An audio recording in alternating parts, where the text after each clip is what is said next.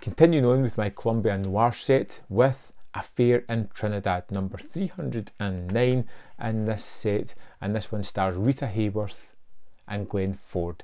Reunited again. They were in Gilda together, which was great, and I really love this pairing together. In fact, I think I really like both of these actors really a lot, because they've been great in just about everything I've seen them in. And this one is all about Rita Hayworth's character, who plays a nightclub singer in Trinidad, and at the start of the movie she's informed that her husband has committed suicide, and she's a little bit shocked, but not too shocked.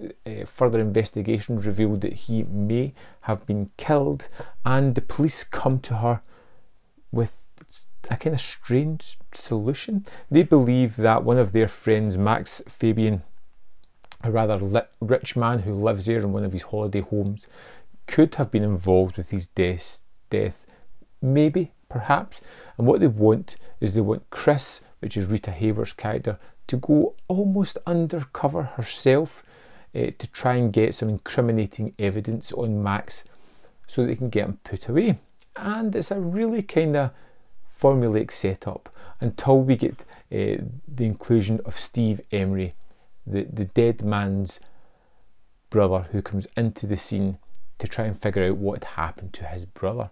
And he's a little bit upset with Chris because she doesn't seem too interested in his death. She seems to be rather friendly with this Max character, and he is rather lascivious, this character. He's rather, over the top. He feels like one step removed from a Bond villain is the best way to describe him, and you just don't like him whatsoever. And that's the real crux of the movie. Although it has this kind of formulaic plot, you get this wonderful idea of this character who comes into this situation and doesn't understand what's going on, suspects Max of something, suspects Chris of something, has a somewhat blossoming relationship with Chris as well, and it just kind of turns into a love triangle, but mystery at the heart of it as well. And I really liked it.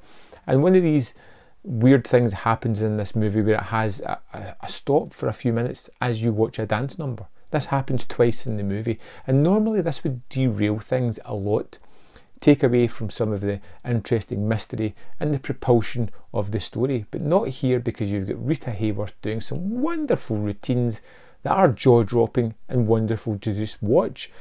I liked them a lot, and I was grateful that there was two within the movie to really enjoy.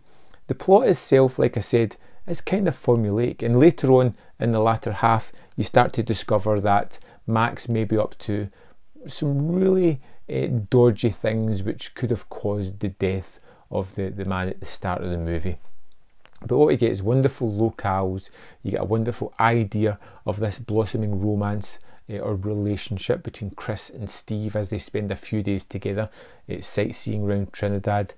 You get the frustration on this character of Steve, of someone who is kind of torn emotionally. He's obviously dealing with some sort of grief, believes something nefarious has happened to his brother, kind of likes his brother's wife, which is another oddity in this, but she seems to like him.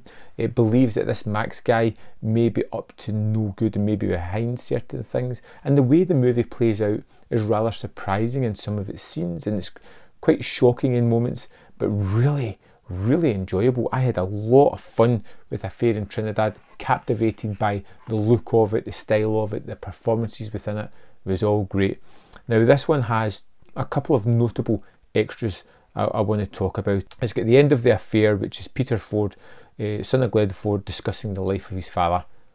Amazing, wonderful extra. I'm glad it was there. I wish it was longer. We get Caribbean from 1951, which is 25 minutes, which is a kind of documentary about people who live there, work there, the exports of the country, and it's a really nice little companion piece. Nothing to really do with the movie, but just gives you an idea of the people and location at that time.